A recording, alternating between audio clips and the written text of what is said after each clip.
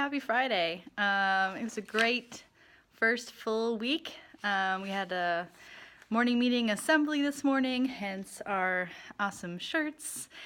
And yeah, just a lot of different moving parts, like those transitions between what's on paper than what actually happens, and like kids needing backpacks, and they're going to need their schedule at this point and not at this point, and just all those little things where you realize that you don't really account for when I'm just making my schedule to just make it work for the next day so that we can live and do it. Anywho, I did wake up this morning going, all I want to do is take a nap, so I really want to go home and take a nap. Actually, just go to sleep and wake up tomorrow. So it's not really a nap, that's just going to bed.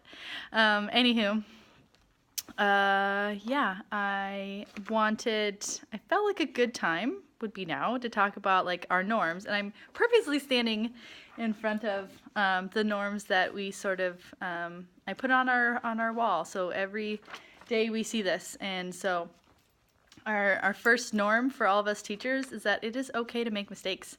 I don't have all the right answers. I don't think anybody all has the right answers for working with these kiddos, and so it takes us figuring stuff out and feeling good about asking questions and doing stuff like that. So that's our first one, is it is okay to make mistakes, and we just move on and we talk about it and we grow and we learn from that. Our other one is pursue positive intent. This is a big one, and this is how I've been trying to sort of live my life in general. Is when something happens, you try to presume that they had a positive intent about something, whether it felt icky or you just need to rethink about that they would not have meant that in a negative fashion. I mean, I always try to not, but then some things come out of your mouth. Like today I said, I like to solve other people's problems, but that didn't mean that they were problems, like problems. It was just like, I like to help other people be successful with students all the time. That's what I meant to say, but it comes out as some sort of jargon that I have in my head. Anyhow. The other one is pose questions. So, I mean, if you want to learn and do something, our staff member, Miss F, always is asking great questions, and all my staff is great at that, and they're just like, hey, can we do this? Hey, can we do that? And I'm like, let's try it out. Let's try something. You guys know these kids so well. And you have experiences than I do, and like I said before, I don't have all the answers. Just here making it work like everybody else.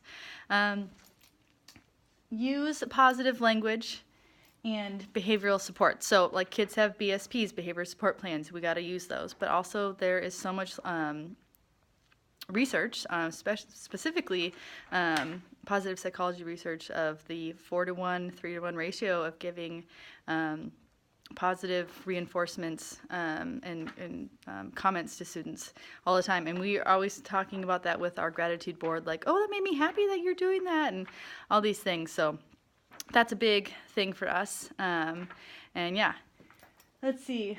Take ownership of the energy that you bring into the classroom. So like if I'm coming in before school and I maybe didn't have a great morning or something, that I am just here and present for the kids, and that hopefully anything else has happened doesn't let you affect how you deal with students or with other staff members, that you give grace and stuff like that. So take care of yourself first and your family. That's really big here. I think a lot of us in education probably feel really guilty when you take a sick day or need to take care of your kid or something. Like, it is always my norm that you take care of you first. And you can't be present for these kids unless you are healthy and like both mentally and physically healthy. So yeah, when changes are made, like when I make, specifically when I make changes to something, like it's made for the benefit of the student and the classroom in general. So if like we talk about something, but then maybe I decide that we're going to go in a certain way, that's always meant to benefit the whole classroom, and not just like me dictating something, but just this is how we're going to do things. And hopefully with grace I say that. Usually I do. And that just taking accurate data, like that's what's all about. That's what drives getting kids into special education, gets kids out of special education, and yeah, so we just need data that proves or doesn't prove things. And then we had a really great meeting. This is going to be a long video for Friday, and my brain is like kind of fried. Hence why it probably feels like I'm rambling. Anywho. We created this norms for me and the other teacher, Amy Nielsen, how we all collectively would interact with each other, specifically just at our meetings, but also like as a team, just when you're interacting with anybody. And I had everybody choose an emoji. Felt like I should do that then. Presume best intent, something we already had going on here. Collaborate.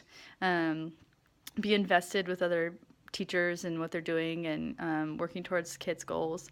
Speak your truth with kindness. I worked with a teacher, Kiara Morgan, and we did this with love, I'm going to tell you. And that just was like a good qualifier before you needed to say something that may be a little bit prickly, but that it let people know that, like, I still love you, but we need to talk about some hard things. And I'm actually really excited to take this hard conversations class that our district is putting on. I'm really excited because our job is a lot around sticky stuff and being able to talk well with other people about things that affect children, so that we can all work together is amazing. We want to celebrate things. That's why we have a gratitude board. I keep looking at it like you can't see it. Everything that happens. There were so many moments today of kids are amazing. Ask for clarification, gratefulness, and we are all a community that is growing and learning.